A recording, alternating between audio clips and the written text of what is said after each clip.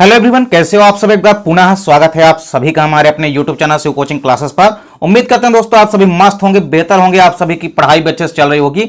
आज की इस वीडियो में यहाँ पे हम आपके सामने पुनः लेकर के आए हैं चैप्टर 1 से चैप्टर 13 तक के सभी चैप्टर के चैप्टर वाइज क्रमशः आपको यहाँ पे हम पूरे के पूरे इंपोर्टेंट क्वेश्चन आपको बताने वाले हैं। कई बच्चों का कमेंट था कि सर एक बार पुनः चैप्टर 1 से आप चैप्टर 13 तक के सभी चैप्टर के इंपोर्टेंट क्वेश्चन को एक साथ करा दीजिए। तो चलिए आज की इस वीडियो में पूरा का पूरा चैप्टर 1 से हम चैप्टर 13 तक के सभी प्रश्न जो कि इंपोर्टेंट है उनको हम आपको एक बार आज के इस वीडियो में कराने वाले हैं। और पेपर से पहले आप आप सभी चैप्टर से जितने भी इंपोर्टेंट क्वेश्चन हैं इनको यदि आप तैयार करके जाते हैं तो डेफिनेट रूप से आप एक अच्छा स्कोर खड़ा कर सकते हैं। हाँ, एक दो क्वेश्चन जरूर ऐसे आपके एग्जाम में आते हैं जो कि थोड़ा घुमा फिरा करके पूछे जाते हैं। आप कितना भी अच्छे से पढ़े रहेंगे थोड़ा क्वेश्चन में कुछ आपको ऐसे ऐड कर देगा, मतलब दो तीन क्वेश्चन को आपस में कंबाइन कर देगा। वहां पे थोड़ा आपको लॉजिक की तरह या आप ऐसा कह सकते हैं थोड़ा आपको नॉर्मली आप कॉमन सेंस लगाएंगे तो आपको वैसे भी समझ में आ जाएंगे। कुछ ऐसे क्वेश्चन आते हैं, एक दो क्वेश्चन। बाकी यदि आप इन क्वेश्चनों को तैयार कर लेते हैं तो डेफिनेट रूप से अधिकतर क्वेश्चन आपके यहीं से आने वाले हैं। कोई भी क्वेश्चन नहीं है कि यहां से ना आएगा, ऐसा एक आध क्वेश्चन ही होगा जो कि अलग से बनाया जाएगा, बाकी लगभग सभी क्वेश्चन यहीं से आएंगे। चलिए सीधे वीडियो को स्टार्ट करते हैं। सबसे पहले चैप्टर 1 से देखते हैं आपको किन किन क्वेश्चनों को पढ़ना है। तो सबसे पहले लघु त्रिक प्रश्नों में यदि हम देखें, यानी आपके ऐसे प्रश्न जो कि 3 से 4 अंक में पूछे जाएंगे। सबसे पहले तो आपको तैयार करना है बीजांड की संरचना का नामांकित चित्र बनाइए। इसके बाद देखिए अगला क्वेश्चन आपको तैयार करना है नर व मादा युग्मकोद्भिद में अंतर लिखिए, यानी differences between male and female gametophytes. अंतर आपको डेफिनेट रूप से तैयार करके जाना। जितने भी अंतर आपको बायोलॉजी में मिलेंगे पूरे चैप्टर के अंतर को आपको डेफिनेट रूप से तैयार करके जाना ही जाना है। और डायग्राम मुख्य रूप से बहुत सारे बच्चों का कमेंट रहता है कि सर आप डायग्राम की वीडियो नहीं बना रहे हैं। तो डायग्राम की वीडियो ऑलरेडी हमने आपके सामने अपलोड कर दी है। आप यदि नहीं देखें तो आप प्लेलिस्ट में जाएंगे, वहां पे मिल जाएगा। अब डायग्राम का हम सोल्यूशन जरूर नहीं करा पाए हैं, लेकिन आप हर एक डायग्राम का टॉपिक सर्च करेंगे तो आपको मिल जाएगा प्लेलिस्ट में। देखिए इसके बाद अगला क्वेश्चन आपको तैयार करना है द्विनिषेचन व त्रिसंलयन से आप क्या समझते हैं, सचित्र समझाइए। डबल फर्टिलाइजेशन और त्रिसंलयन दोनों ही क्वेश्चन काफी इंपोर्टेंट है, इनको तैयार करना। इसके बाद देखिए एक प्रारूपिक पुष्प की संरचना का नामांकित चित्र बनाइए। कभी कभी 3 नंबर में आपसे नामांकित डायग्राम भी पुष्प का पूछा जा सकता है। अगला क्वेश्चन है स्वपरागण व परपरागण में अंतर लिखिए। तो सेल्फ पॉलिनेशन और क्रॉस पॉलिनेशन में डिफरेंस तैयार करना है। फिर इसके बाद देखिए अगला क्वेश्चन है निषेचन किसे कहते हैं, यानी व्हाट इज फर्टिलाइजेशन। पुष्पीय पादपों में निषेचन को समझाइए। फ्लावरिंग प्लांट में जो फर्टिलाइजेशन होता है उनको आपको तैयार करना है। नेक्स्ट क्वेश्चन है भ्रूणपोष किसे कहते हैं, इसके कार्य लिखिए, यानी what is endosperm, right its function. Endosperm के आपको कार्य लिखना है। अगला क्वेश्चन है परागण व निषेचन में अंतर लिखना है, यानी पॉलिनेशन और फर्टिलाइजेशन में आपको डिफरेंस बताना है।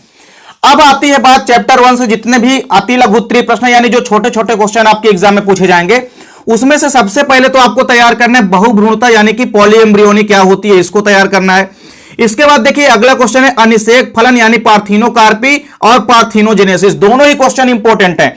तो आपको बहुभ्रूणता, अनिषेक फलन और अनिषेक जनन तीनों क्वेश्चन इनको तैयार करना है। इसके बाद देखिए छोटे क्वेश्चन है अपबीजाणुता तथा अपस्थानिक भ्रूणता को समझाइए। दोनों ही क्वेश्चन इंपॉर्टेंट है। तो अपस्थानिक भ्रूणता और अपबीजाणुता क्या होती है।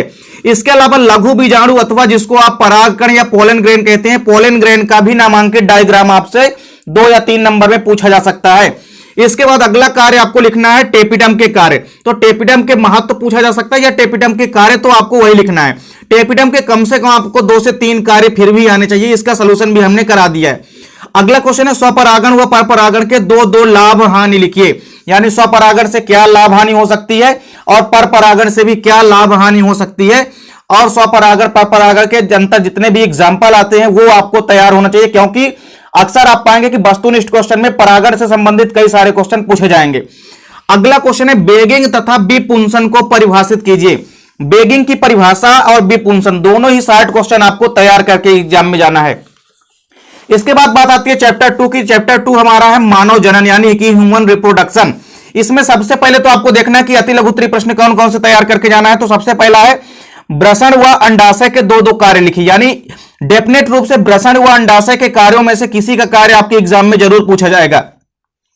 इसके बाद अगला क्वेश्चन आपको तैयार करना है शुक्र जनन तथा अंड जनन की क्रिया में शामिल हार्मोन्सों के नाम केवल लिखना है, यानी अंडाणु जनन व शुक्राणु जनन की प्रक्रिया में कौन कौन से हार्मोन शामिल है केवल उनके नाम लिखना है। अगला क्वेश्चन है पुरुषों में जो वृषण होते हैं वो उदर गुहा के बाहर स्थित होते हैं, क्यों, इसका आपको रीजन बताना है। 60 क्वेश्चनों में आप 2 नंबर के क्वेश्चन में ये क्वेश्चन आपको डेफिनेट रूप से देखने को मिलेंगे और कई बार ये क्वेश्चन पूछे भी जा चुके हैं आपके एग्जाम के अंदर। अगला क्वेश्चन है ग्राफियन फॉलिकल का नामांकित चित्र आपको तैयार करना है। इसके बाद देखिए अगला क्वेश्चन तैयार करना है आपको, मानव शुक्राणु और अंडाणु का नामांकित चित्र बनाइए। शुक्राणु का और अंडाणु का नामांकित डायग्राम आपको तैयार करना है। इसके बाद देखिए अगला क्वेश्चन है प्रसव किसे कहते हैं, प्रसव को परिभाषित कीजिए। केवल डेफिनेशन आपको प्रसव की तैयार करना है। इसके बाद अगला क्वेश्चन है कि यदि लीडिंग कोशिकाएं नष्ट हो जाती है तो नर के लैंगिक लक्षणों पर क्या इफेक्ट या प्रभाव पड़ेगा, यह क्वेश्चन आपको तैयार करके जाना है। तो यह तो रही 60 क्वेश्चन यानी कि अति लघु उत्तरीय प्रश्नों की बात। इसके बाद देखिए जो लघु उत्तरीय प्रश्न यानी जो कि इस चैप्टर से 3 नंबर के क्वेश्चन आने हैं, उसमें से सबसे पहला क्वेश्चन आपको तैयार करना है, मानव शुक्राणु को सचित्र समझाइए। इसके बाद दूसरा क्वेश्चन जो कि काफी इंपॉर्टेंट है वो है शुक्राणु जनन व अंडाणु जनन में अंतर यानी differences between spermatogenesis and oogenesis। अगला क्वेश्चन आपको तैयार करना है वृषण का नामांकित डायग्राम आप तैयार कीजिए। इसके बाद देखिए अगला क्वेश्चन है अपरा या प्लेसेंटा किसे कहते हैं, इसके कार्यों को लिखिए। नेक्स्ट क्वेश्चन है आतर्व या मासिक चक्र किसे कहते हैं यानी मेंस्ट्रुअल साइकिल को आपको समझाना है। तो यहां पे जितने भी इंपॉर्टेंट क्वेश्चन है 3 अंक वाले इनको आपको जरूर तैयार करके जाना है। अगला क्वेश्चन है शुक्राणु जनन किसे कहते हैं, शुक्राणु जनन की क्रिया को रेखा चित्र द्वारा समझाइए। और सेम उसी प्रकार अंडाणु जनन की प्रक्रिया को रेखा चित्र सहित समझाइए। आपने शुक्राणु जनन यानी शुक्राणुओं के बनने की क्रिया और अंडाणु जनन या अंडाणुओं के बनने की जो प्रक्रिया है स्पर्मेटोजेनेसिस और oogenesis, इनको आपको बाकायदे से रेखा चित्र द्वारा तैयार करना है। नेक्स्ट क्वेश्चन है मादा जनन तंत्र का नामांकित डायग्राम बनाइए। तो किसी भी फीमेल रिप्रोडक्टिव सिस्टम का आपको डायग्राम एक तैयार करना है। अगला क्वेश्चन चैप्टर 3 से आप देखिए चैप्टर जो 3 है हमारा वो है जनन स्वास्थ्य यानी कि रिप्रोडक्टिव हेल्थ। तो इस चैप्टर से आपको देखिए किसने क्वेश्चन तैयार करना है। सबसे जो पहला क्वेश्चन तैयार करना है वो है निम्न यौन संचरित रोगों को समझाइए। यानी जितने भी सेक्सुअल ट्रांसमिटेड डिसीजेज हैं, चाहे वो एड्स हो, चाहे वो गोनोरिया हो, चाहे वो आपका सिफिलिस रोग हो, तीनों के तीनों यौन संचरित रोगों के बारे में आपको टिप्पणी तैयार करनी है। जैसे एड्स हो गया तो एड्स के आपको वाहक, इसके लक्षण, इसके कारक और इसके नियंत्रण के उपाय भी आपको तैयार करने हैं। सेम उसी प्रकार गोनोरिया और सिफिलिस के। अगला क्वेश्चन है कृत्रिम गर्भाधान क्या होता है, इसके आपको इंपोर्टेंस भी साथ में तैयार करना है। नेक्स्ट क्वेश्चन जो कि अक्सर पूछा जाता है जनसंख्या वृद्धि के प्रमुख कारण लिखिए व जनसंख्या नियंत्रण के उपाय भी आपको लिखना है। अगला क्वेश्चन है एमनियोसिंथेसिस विधि क्या होती है, एमनियोसिंथेसिस का महत्व लिखिए या एमनियोसिंथेसिस विधि को एक्सप्लेन कीजिए। यह क्वेश्चन अक्सर आपके एग्जाम में पूछा जाता है। अगला क्वेश्चन है बंध्यता या बांझपन किसे कहते हैं, पुरुषों तथा महिलाओं में बंध्यता के क्या कारण हैं। देखिए बंध्यता न केवल पुरुषों में होती है ना ही केवल महिलाओं में होती है बल्कि दोनों में बंध्यता के लक्षण देखने को मिलते हैं। तो पुरुषों तथा महिलाओं में बंध्यता के क्या कारण है ये आपको लिखना है। नेक्स्ट क्वेश्चन है निम्न पर टिप्पणी लिखिए। अब देखिए छोटे छोटे क्वेश्चन है जो कि 2 नंबर में अक्सर पूछे जाएंगे, जिसमें पहला है ट्यूबेक्टोमी, वैसेक्टोमी, फिर इसके बाद है गिफ्ट, इसके बाद है जिफ्ट और इसके बाद IUCD यानी कि अंतर्गर्भाशयी युक्तियां जो होती है, और इसके अलावा IVF या पात्र निषेचन, और इसके बाद आप पाएंगे टेस्ट ट्यूब बेबी को समझाइए।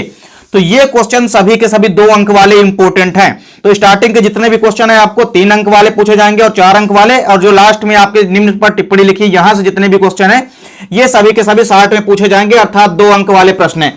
इसके बाद देखिए चैप्टर 4 से आपको कितने प्रश्न तैयार करना है। तो सबसे पहला जो क्वेश्चन है वो ये है कि मेंडल द्वारा मटर के पौधे चुने जाने के क्या कारण है, तो ये कारण आपको तैयार करना है। दूसरा क्वेश्चन है समयुग्मजीव व विषमयुग्मजीव में अंतर लिखिए। देखिए 3 अंक का जो क्वेश्चन पूछा जाना है इस यूनिट से, उसमें डिफरेंस या अंतर काफी इंपॉर्टेंट है। तो पहला अंतर है समयुग्मजीव और विषमयुग्मजीव में अंतर लिखिए। दूसरा अंतर है जीनोटाइप और फिनोटाइप में अंतर लिखिए। तो जीन प्ररूप व लक्षण प्ररूप में भी आपको अंतर तैयार करना है। नेक्स्ट क्वेश्चन है मेंडल के नियमों को समझाइए। मेंडल के 3 नियम है, तीनों ही नियम को आपको समझाना है। Law of dominant, law of segregation and law of independent assortment, जितने भी नियम है तीनों नियमों को आपको विस्तार से तैयार करना है।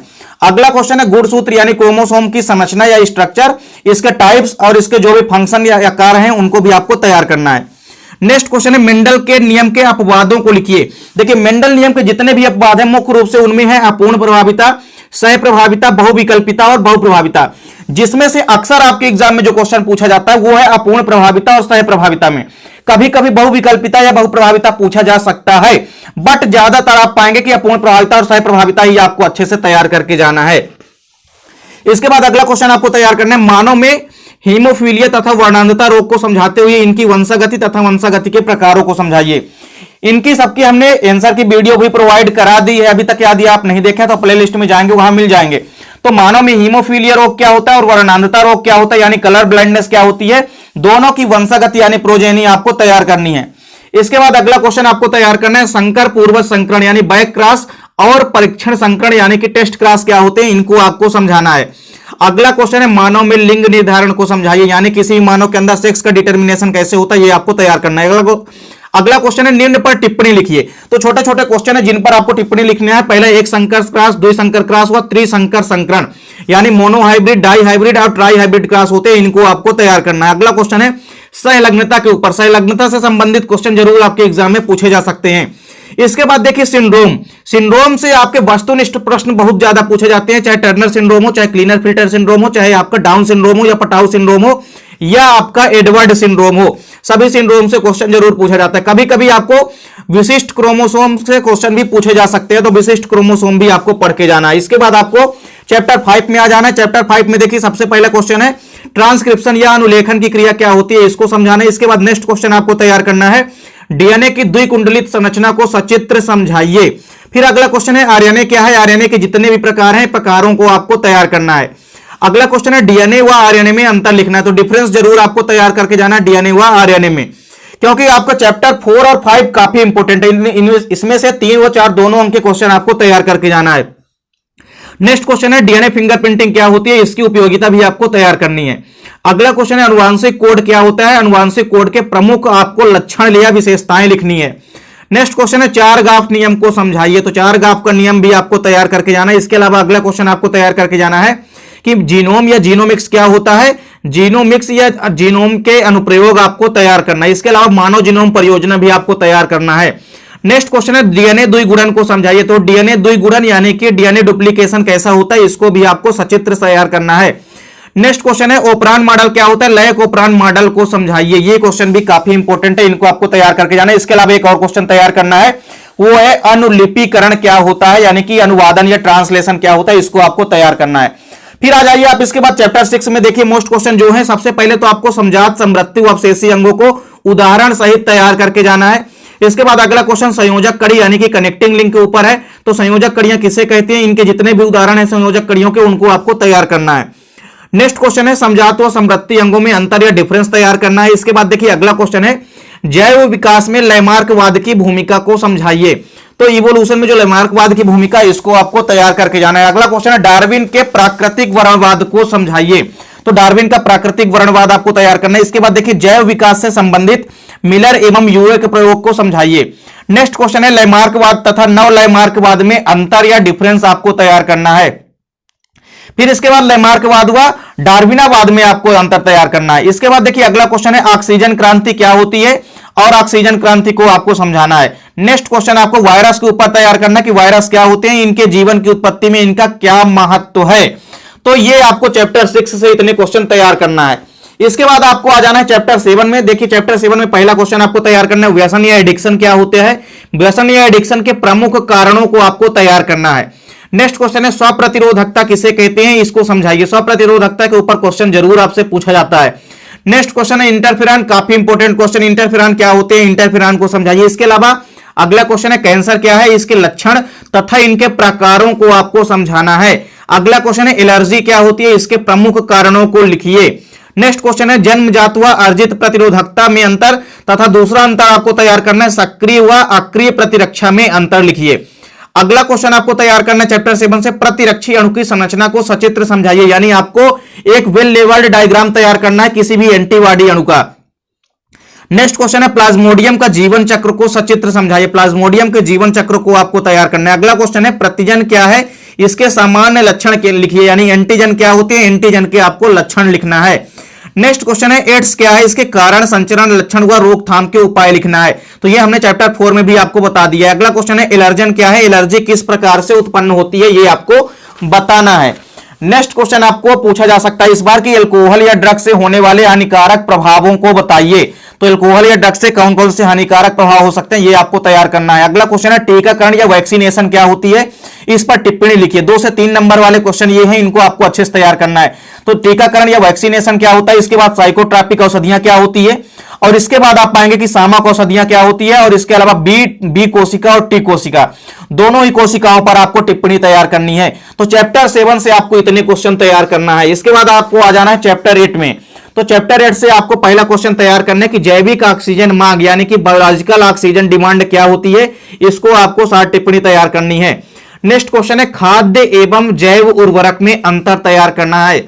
इसके बाद अगला क्वेश्चन है जीवाणुओं के विभिन्न क्षेत्रों में उपयोग लिखना है। बैक्टीरिया के सभी जितने भी क्षेत्रों में उपयोग है उनको आपको तैयार करना है। अगला क्वेश्चन है बायोगैस संयंत्र का नामांकित चित्र आपको तैयार करना है। इसके बाद देखिए बायोगैस उत्पादन में सूक्ष्म जीव किस प्रकार से भूमिका निभाते हैं, ये आपको कारण बताना है। फिर अगला क्वेश्चन आपके सामने है कि विभिन्न क्षेत्रों में कवकों की उपयोगिता भी आपको तैयार करनी है। कवकों की कौन कौन सी उपयोगिता है यह भी आपको तैयार करना है। अगला क्वेश्चन है बीटी क्या है, यह किस प्रकार कीटों के प्रति प्रतिरोधकता उत्पन्न करता है, यह आपको तैयार करना है। दो नंबर के क्वेश्चन में यह क्वेश्चन पूछा जा सकता है इस बार। अगला क्वेश्चन है एलएसडी क्या है, एलएसडी के प्रमुख स्रोत लिखना है, इसके दुष्प्रभाव भी लिखना है। वह एलएसडी का आपको फुल फॉर्म जरूर तैयार करके जाना क्योंकि कई बार पूछा जा चुका है। अगला क्वेश्चन है प्रतिजैविक या एंटीबायोटिक क्या होते हैं, इनके प्रमुख स्रोत लिखना है, इनके प्रमुख गुण लिखना है, साथ ही साथ इनकी उपयोगिता भी लिखनी है। अगला क्वेश्चन है घरेलू उत्पादों में सूक्ष्म जीवों की क्या भूमिका होती है, इसको भी आपको तैयार करना है। नेक्स्ट क्वेश्चन है जैव पीड़कनाशी क्या होते हैं, जैव शाकनाशी तथा जैव कीटनाशी को समझाइए। अगला क्वेश्चन आपको तैयार करना है चैप्टर 9 में आपको आ जाना। चैप्टर 9 से पहला क्वेश्चन है अनुवांशिक अभियांत्रिकी यानी कि जेनेटिक इंजीनियरिंग क्या होती है, इसके प्रमुख ऑब्जेक्ट या उद्देश्य तैयार करना है। दूसरा क्वेश्चन इस चैप्टर से तैयार करना है प्लाज्मिड क्या है, प्लाज्मिड के प्रकारों को समझाइए, यानी जितने भी टाइप्स हैं प्लाज्मिड के उनको आपको तैयार करना है। अगला क्वेश्चन है क्लोनिंग क्या होती है, इसके प्रकारों को समझाइए, यानी क्लोनिंग क्या है, क्लोनिंग के जितने भी प्रकार हैं, चाहे वो सूक्ष्मजीवी क्लोनिंग हो, चाहे वो जंतु क्लोनिंग हो, चाहे वो पादप क्लोनिंग हो, सभी को आपको तैयार करना है। अगला क्वेश्चन है जीन क्लोनिंग क्या होती है, जीन क्लोनिंग की उपयोगिता को आपको समझानी है। अगला क्वेश्चन है पीसीआर, काफी इंपॉर्टेंट क्वेश्चन है, पीसीआर पॉलीमरेज चेन रिएक्शन अपक्रिया को आपको तैयार करना है। अगला क्वेश्चन है डीएनए पुनर्योजन तकनीक क्या होती है, इस तकनीक के उपकरण का नाम आपको तैयार करना है। तो इतने सारे क्वेश्चन आपको चैप्टर 9 से तैयार करके जाना है। अगले में आ जाना है आपको, चैप्टर 10 में आ जाना है। चैप्टर 10 के देखिए जितने भी मोस्ट क्वेश्चन है, सबसे पहला क्वेश्चन आपको तैयार करना है स्टेम सेल, जो कि आजकल काफी प्रचलित है। स्टेम सेल तकनीक क्या होती है, इसकी उपयोगिता आपको तैयार करनी है। इसके बाद अगला क्वेश्चन आपको देखना है जैव तकनीकी क्या होती है, इसके प्रमुख उद्देश्य लिखना है, साथ ही साथ विभिन्न क्षेत्रों में जैव तकनीकी की क्या क्या उपयोगिता है, इसको भी आपको तैयार करना है। नेक्स्ट क्वेश्चन है वायोपोटेंट व वायोपायरेसी को समझाइए, काफी इंपॉर्टेंट क्वेश्चन है, इनको भी आपको तैयार करना है। नेक्स्ट क्वेश्चन है अनुवांशिक रूप से रूपांतरित जीव यानी कि ट्रांसजेनिक जीव क्या होते हैं, इनको तैयार करने के उद्देश्य या ऑब्जेक्ट क्या क्या होते हैं, ये आपको तैयार करना है। इसके बाद नेक्स्ट क्वेश्चन है कि अनुवांशिक रूप से रूपांतरित फसलों के क्या क्या लाभ हुआ हानि हो सकते हैं, ये आपको तैयार करना है। नेक्स्ट क्वेश्चन है स्पाइरुलिना क्या होती है, स्पाइरुलिना का आर्थिक महत्व लिखिए। इसके बाद अगला क्वेश्चन तैयार करना है जीएमओ यानी जेनेटिक मॉडिफाइड ऑर्गेनिज्म किसे कहते हैं, इनकी उपयोगिता आपको तैयार करनी है।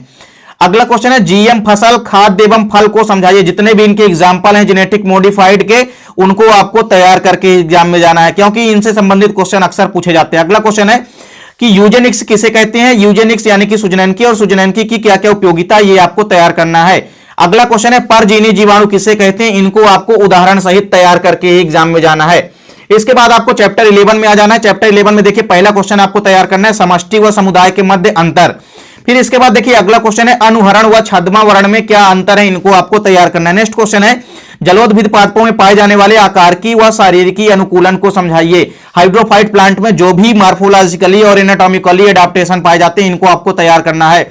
सेम उसी प्रकार आपको जीरोफाइटिक यानी कि मरुद्भिद पादपों में पाए जाने वाले आकारिकी व शारीरिकी अनुकूलनों को तैयार करना है, और कम से कम आपको 4 अनुकूलन फिर भी तैयार करके जाना है, क्योंकि 4 नंबर में क्वेश्चन पूछे जाएंगे।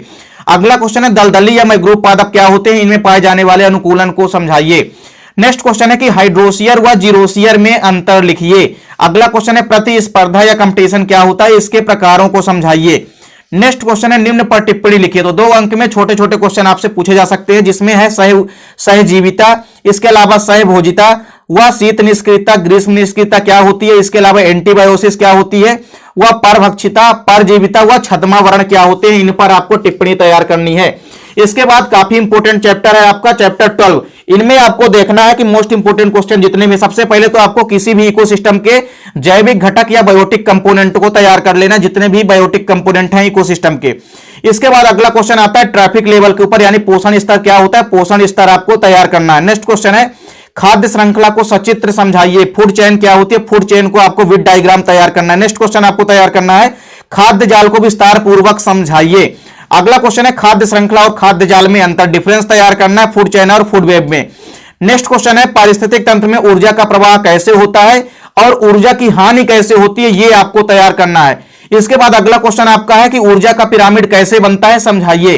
तो ऊर्जा का पिरामिड कैसे बनता है यह आपको तैयार करना है। नेक्स्ट क्वेश्चन है, पादप अनुक्रमण किसे कहते हैं, जल क्रमक और मरुक्रमक को समझाइए और इनकी विभिन्न अवस्थाओं को भी आपको तैयार करना है। इसके बाद अगला क्वेश्चन है, पारिस्थितिक पिरामिड किसे कहते हैं, तालाब परितंत्र में जीव संख्या तथा जीव भार के पिरामिड को समझाइए। पिरामिड से संबंधित क्वेश्चन डेफिनेट रूप से आपके एग्जाम में पूछा जाएगा, चाहे जहां पे एग्जाम में पूछा जाए, मुख्य रूप से चाहे आपका वो 3 नंबर में आए चाहे 4 नंबर में आए, लेकिन क्वेश्चन पिरामिड से आएगा ही आएगा। और यदि पिरामिड से क्वेश्चन फिर नहीं आए तो खाद्य श्रृंखला और खाद्य जाल से क्वेश्चन आना ही आना है। तो पिरामिड जितने भी प्रकार होते हैं, चाहे जीव संख्या का पिरामिड हो, चाहे जीव भार का पिरामिड हो, चाहे ऊर्जा का पिरामिड हो, सब आपको तैयार करके जाना है। चाहे किसी भी इकोसिस्टम में पूछे, तालाब इकोसिस्टम में पूछे या आपसे पूछे किसी भी वन परितंत्र में, सभी के सभी परितंत्र में कैसे पिरामिड बनता है ये आपको तैयार करके जाना है। अगला क्वेश्चन है, वन परितंत्र में जीव भार तथा जीव संख्या के पिरामिड को समझाइए। तो हमने आपको पहले बताया कि कंडीशन आपके सामने कोई भी आ जाए, सभी कंडीशन के आपको पिरामिड तैयार करके जाना है एग्जाम में। अगला क्वेश्चन है आपको चैप्टर 13 से, चैप्टर 13 के देखिए जितने भी इंपॉर्टेंट क्वेश्चन उनको देखते हैं। सबसे पहले आपको तैयार करना है, वन्य प्राणियों के नष्ट होने के प्रमुख 5 कारण क्या क्या हैं, इनको आपको तैयार करना है। नेक्स्ट क्वेश्चन है, सामुदायिक वानिकी के प्रमुख उद्देश्य आपको तैयार करना है। इसके बाद देखिए अगला क्वेश्चन है, राष्ट्रीय उद्यान या नेशनल पार्क के ऊपर। तो राष्ट्रीय उद्यान या नेशनल पार्क किसे कहते हैं, भारत के प्रमुख राष्ट्रीय उद्यानों की सूची बनाइए, यानी उनके नाम लिखिए। अगला क्वेश्चन है, अभयारण्य या सेंचुरी क्या होते हैं, भारत के प्रमुख अभयारण्यों के आपको नाम लिखना है। नेक्स्ट क्वेश्चन है, बायोस्फीयर क्या होते हैं, इनको तैयार करने के प्रमुख उद्देश्य क्या होते हैं। फिर अगला क्वेश्चन है, संकटग्रस्त प्रजातियां क्या होती है, इनके विभिन्न प्रकारों को तैयार करना है। अगला क्वेश्चन है, जैव विविधता यानी कि बायोडाइवर्सिटी के ऊपर। तो बायोडाइवर्सिटी के प्रकारों तथा इनके इंपोर्टेंस को लिखना है। अगला क्वेश्चन है, भारत के वनों की विशेषताएं लिखिए तथा वनों का महत्व क्या क्या है, ये आपको तैयार करना है। अगला क्वेश्चन है, जैव विविधता के जैविक संगठन स्तर के नाम लिखिए। तो जितने भी जैव विविधता के जैविक संगठन स्तर है, इनके नाम आपको तैयार करके जाना है। तो यहां पे देखिए चैप्टर 1 से चैप्टर 13 तक के जितने भी इंपॉर्टेंट क्वेश्चन है हमने आपको आज की इस वीडियो में पूरे के पूरे बता दिए। आप एग्जाम से पहले इतने क्वेश्चनों को जरूर तैयार करके जाइए और डेफिनेट रूप से आपका पेपर अच्छा जाएगा। और यदि आप इन क्वेश्चनों को नहीं तैयार कर पाएंगे तो आप एग्जाम में देखेंगे कि कई सारे क्वेश्चन आपसे नहीं बनेंगे। यदि आप पूरे इन क्वेश्चनों को पढ़ लेते तो डेफिनेट रूप से आपका एक अच्छा स्कोर पेपर में आएगा ही आएगा। उम्मीद करता हूं दोस्तों वीडियो पसंद आई होगी। दोस्तों वीडियो अच्छी लगे तो लाइक और कमेंट जरूर करें, साथ ही साथ अपने दोस्तों के बीच ज्यादा से ज्यादा वीडियो को शेयर कीजिए। मिलते हैं दोस्तों नेक्स्ट वीडियो में, तब तक के लिए जय हिंद, वंदे मातरम।